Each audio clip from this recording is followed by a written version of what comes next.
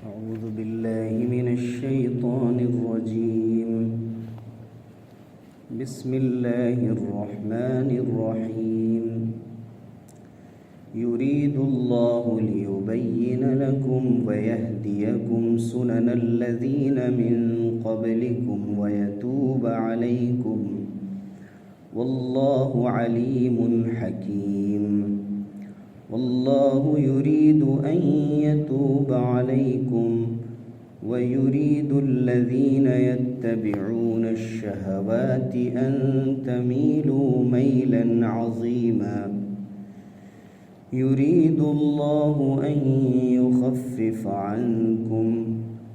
وخلق الإنسان ضعيفا. اللہ چاہتا ہے کہ تم پر ان طریقوں کو واضح کرے اور انہی طریقوں پر تمہیں چلائے جن کی پیروی تم سے پہلے گزرے ہوئے نیک لوگ کرتے رہے تھے. وہ اپنی رحمت کے ساتھ تمہاری طرف متوجہ ہونے کا ارادہ رکھتا ہے اور وہ علیم بھی ہے اور دانا بھی ہے. ہاں، اللہ تو تم پر رحمت کے ساتھ توجہ کرنا چاہتا ہے، مگر جو لوگ خود اپنی خواہشات نفس کی پیروی کر رہے ہیں وہ چاہتے ہیں کہ تم راہ راست سے ہٹ کر بہت دور نکل جاؤ. اللہ تم پر سے پابندیوں کو ہلکا کرنا چاہتا ہے کیونکہ انسان کمزور پیدا کیا گیا ہے. یہاں سورہ نساء کی 3 آیتیں تلاوت کی گئیں اور ان کا ترجمہ پیش کیا گیا. آیت نمبر 26، 27 اور 28. ان 3 آیتوں میں اللہ تعالیٰ نے اپنے بندوں کے لیے آسانیوں کا تذکرہ فرمایا اور یہ بیان فرمایا کہ سورہ نساء کے آغاز سے لے کر اب تک جتنے بھی احکام نکاح کے، مہر کے، وراثت کے، کن عورتوں سے شادی کرنی، کن سے نہیں کرنی ہے، جتنے بھی احکام بیان کیے ہیں ان میں اللہ تعالیٰ نے 2-3 باتوں کا خاص طور سے خیال رکھا ہے. ایک تو یہ کہ ہر چیز تمہارے لیے کھول کھول کر واضح طور پہ بیان کر دے تاکہ تمہیں عمل کرنے میں کوئی دشواری نہ ہو. ساتھ ہی جو قومیں پہلے گزر چکی ہیں ان کو کیا احکام دیے گئے تھے ان کی طرف بھی اشارہ کر دیا جائے تاکہ عمل کرنا بھی آسان ہو جائے اور یہ بھی معلوم ہو کہ اس دین کے مقابلے میں ان لوگوں کو جو احکام دیے گئے تھے ان میں اس کے مقابلے میں کتنی دشواری تھی اور اس امت کے لیے کتنی آسانی دی گئی ہے. دوسرے یہ کہ اللہ تعالیٰ تو اپنے بندوں کے لیے یہی چاہتا ہے کہ وہ ہمیشہ راہ راست پر قائم رہیں اور اللہ کی خاص عنایت اور فضل و کرم کے سائے میں رہیں. اور جو لوگ شہوتوں کے اور خواہشات کے غلام ہیں اور جو اپنے ہوس کے بندے ہیں وہ یہ چاہتے ہیں کہ ہمیشہ مسلمان بھی سیدھے راستے سے ہٹ کر بہت دور چلا جائے. اور تیسری بات یہ ارشاد فرمائی کہ اللہ تعالیٰ آسانیاں پیدا فرمانا چاہتے ہیں، اس لیے کہ انسان کا خالق اللہ ہے. وہ جانتا ہے کہ انسان کمزور ہے تو اس کی کمزوری کو دیکھتے ہوئے اس کو جو احکام دیے گئے ہیں وہ بھی آسان بنا کر دیے گئے ہیں. اس کے لیے ایسا کوئی حکم نہیں دیا گیا ہے کہ جس میں اس کے لیے کوئی شدید دشواری کا سامنا اسے کرنا پڑے. تو سب سے پہلے اللہ تعالیٰ نے فرمایا یرید اللہ، اللہ تعالیٰ چاہتا ہے. یرید کے معنی ہوتے ہیں اللہ کی مراد یہ ہے، اللہ کو منظور یہ ہے، اس کا فیصلہ یہ ہے. لیبین لکم، کہ تمہارے لیے ایک ایک بات کو واضح کر دے. بینہ کے معنی عربی میں ہوتے ہیں واضح کر دینا، ایک ایک بات کو بالکل بے غبار کر دینا جس میں کسی قسم کا کوئی جھول اور کسی قسم کی کوئی ایسی بات اور شک نہ رہ جائے کہ جس سے کوئی بات سمجھنے میں دشواری ہو. لیبین لکم یعنی لیبین لکم الآیات، اللہ تعالیٰ اپنی تمام آیات کو، اپنے تمام احکام کو واضح کر دینا چاہتا ہے. یعنی جو احکام قرآن مجید میں دیے جاتے ہیں، مسئلے مسائل بتائے جاتے ہیں، اس کے ذریعے سے مسائل کی وضاحت کر دی جاتی ہے۔ ہم جن چیزوں کا سامنا کرتے ہیں زندگی میں، ان کے سلسلے میں اللہ کا حکم کیا ہے اس کو واضح کر دیا جاتا ہے۔ اور دوسری بات یہ فرمائی وَيَهْدِيَكُمْ سُنَنَ الَّذِينَ مِن قَبْلِكُمْ، اور تمہیں راستہ دکھائے ان لوگوں کا، سنت کی جمع ہے جس کے معنی طریقے کے بھی ہوتے ہیں، حالت کے بھی ہوتے ہیں، یعنی جو لوگ تم سے پہلے گزر چکے ہیں ان کے احوال بھی بتا دیں، ان کے کیا طریقے تھے وہ بھی بتا دیں۔ جو قصوں کی صورتیں ہیں یا آیتیں ہیں، جیسے سورہ ہود ہے، سورہ یوسف ہے، سورہ اعراف ہے، جن میں زیادہ تر پچھلی قوموں کے واقعات بیان کیے گئے ہیں، وہ بھی اسی لیے بیان کیے گئے ہیں کہ اللہ تعالیٰ کو منظور ہے کہ وہ ان راستوں کو بھی واضح کر دے کہ ان میں جو نیک لوگ تھے وہ کس طرح آسانی سے عمل کر لیا کرتے تھے، اور جو عمل نہیں کرتے تھے ان کے ساتھ اللہ کا کیا فیصلہ ہوتا تھا۔ اور یہ دکھانے کے لیے کہ پہلی مرتبہ تمہیں کوئی حکم نہیں دیا جا رہا ہے نکاح کا، طلاق کا، مہر کا، یتیموں کا خیال رکھنے کا، وراثت کا، جتنے بھی احکام دیے جا رہے ہیں یہ پچھلی قوموں کو بھی دیے گئے تھے، اور ان میں جو نیک لوگ تھے وہ کرتے چلے آ رہے ہیں۔ یعنی اللہ کا کرم ہے کہ وہ چاہے تو راست طور پہ اپنا حکم نافذ کر سکتا ہے، لیکن اللہ تعالیٰ نے یہ طریقہ اپنے بندوں کو بتایا ہے کہ آسان کر کے بیان فرما رہا ہے اور ترغیب دے رہا ہے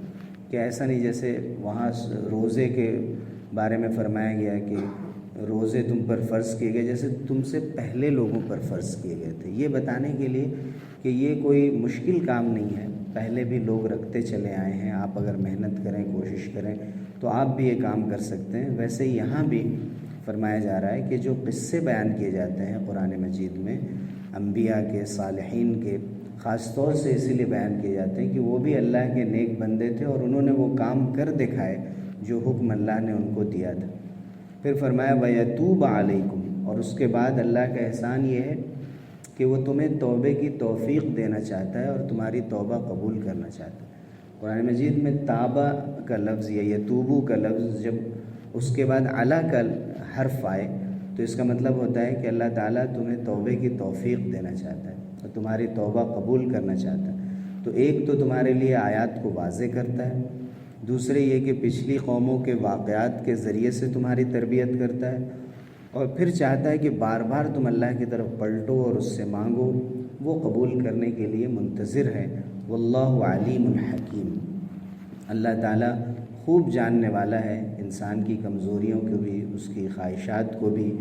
اور کس حکم کو کب دینا چاہیے ان تمام چیزوں کی مصلحت سے واقف ہے، اور حکیم ہے، وہ جن مصلحتوں سے واقف ہے اس دانائی اور دانشمندی کے ساتھ اللہ رب العزت وہ حکم عطا فرماتا ہے۔ پھر فرمایا واللہ یرید ان یتوب علیکم، یہ بھی بہت اہم بات ہے، اور جب تک قرآن مجید ہے اس کی ایک ایک آیات ہم سب کے لیے روشنی اور ہدایت کا باعث ہے۔ یہ آیت بھی گویا ایک اصول ہے، ایک دستور ہے کہ اللہ تعالیٰ تو تم پر توجہ کرنا چاہتے ہیں۔ یہاں پر بھی تابہ علیکم کا لفظ استعمال ہوا، اور اس کے معنی بھی یہی ہوتے ہیں کہ اللہ تم پر توجہ فرماتے ہیں، اپنی عنایت اور نظر کرم فرماتے ہیں کہ تم اس کے بتائے ہوئے طریقوں پر قائم رہو، بار بار اس طرف توجہ دلاتے بھی ہیں، اور اللہ تعالیٰ کو یہ منظور ہے کہ ہمارے بندے ہمارے حکموں پر باقی رہیں، لیکن اس کے مقابلے میں یہ تو حق کا طریقہ ہے، اس کے مقابلے میں جو شیطانی طاقتیں ہیں، جو ابلیسی طاقتیں ہیں، طاغوتی طاقتیں ہیں، جو اللہ کے قانون کے مقابلے میں قانون بنانے والے ہیں، اور جو یہ چاہتے ہیں کہ انسان کو حدوں سے نکال دیں، جو اللہ نے ان کے لیے احکام دیں ان سے نکال کر بالکل ان کو جانوروں کی طرح آزاد کر دیں، اور ان کی صفت یہ بیان فرمائی کہ یتبعون الشہوات،